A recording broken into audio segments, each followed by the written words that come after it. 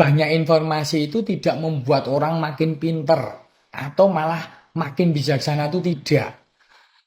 Kamu tuh masih muda, masih mahasiswa, tapi karena sering sakit kepala udah mikir takut meningitis, takut mati muda. Itu yang jadi masalah. Kamu harus bisa bedain. Informasi itu bukan pengetahuan. Dan pengetahuan bukan kebijaksanaan. Informasi itu sebatas detail tentang satu hal. Apakah itu detailnya lengkap atau tidak. Dan tergantung oleh si penyampai cerita tersebut. Apakah itu fakta atau hoax, kita belum tentu tahu.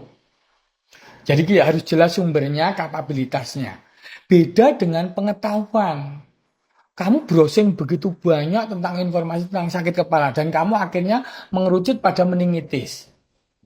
Nah, sedangkan bedanya informasi sama pengetahuan. Kalau pengetahuan itu berbuah pada kesadaran dan pemahaman. Dan itu biasanya diperoleh melalui pendidikan atau melalui latihan. Misalnya saya kan sekolah di kesehatan. Terus kemudian terlatih dengan tiap hari meriksa pasien. Itu berbuahlah pengetahuan. Tapi kalau kamu informasi hanya kamu dapat hanya satu halaman dari begitu banyak informasi yang masuk itu, kamu malah gagal membedakan mana yang penting dan mana yang nggak penting, mana yang logis, mana yang tidak. Dari nyeri kepala kamu, karena beberapa kamu udah menyimpulkan meningitis, kamu pasti akan memilih ketika kamu mudah cemas, kamu akan cenderung memilih yang terfatal. Akhirnya kamu takut mati, kan begitu. Beda dengan ketika pengetahuan, ilmu pengetahuan itu dipelajari bertahap demi bertahap. Jadi ada pendalamannya. Jadi banyak informasi itu ibarat kamu tuh masuk swalayan. Begitu banyak barang pilihan deh.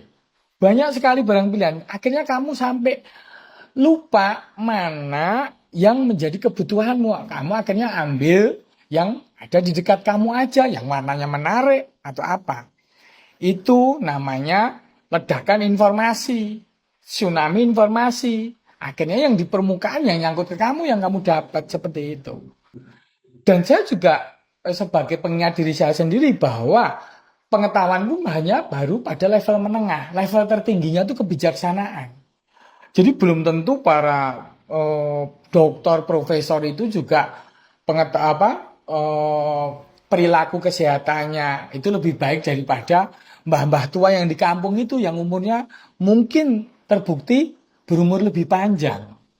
Karena mereka bijaksana, mereka mengetahui gejala sinyal-sinyal yang ada dirinya, mereka mengetahui dan mempraktekkan keseimbangan dalam hidupnya.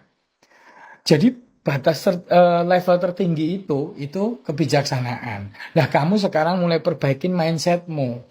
Namanya meningitis itu infeksi pada selaput otak yang hubungannya dengan sumsum tulang belakang.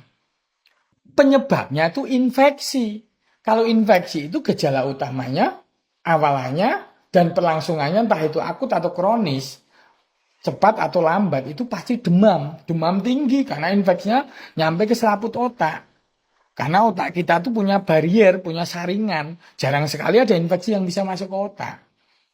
Dan pasti kesadarannya menurun, disorientasi, kebingungan. Terus kemudian terjadi kaku kuduk. Kaku kuduk itu untuk nunduk, walaupun digerakin oleh orang lain itu tidak bisa. Lah orang kamu aja kepalamu bebas bergerak.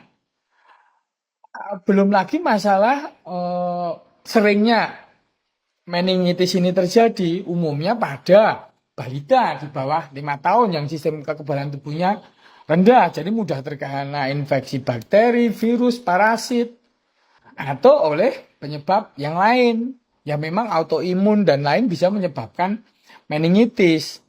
Atau kalau kamu misalnya yang daerah yang paling banyak meningitis itu daerah Afrika sana. Itu misalnya kamu dari daerah sana. Nah itu kan kamu nggak mungkin dapat secara detail seperti itu. Jadi kamu itu nyeri kepala, kamu malah lupa mencari penyebab dasarnya. Ya karena kamu kurang tidur. Terlalu banyak screen time, entah komputer, laptop maupun HP. Terus terlalu banyak nunduk. Jadi yang sederhana itu malah lebih baik. Cara berpikir yang sederhana itu lebih baik daripada cara berpikir yang rumit. Karena ketika kamu bisa berpikir sederhana, malah itu bisa kamu pada taraf pengetahuan dan bisa pada taraf kebijaksanaan.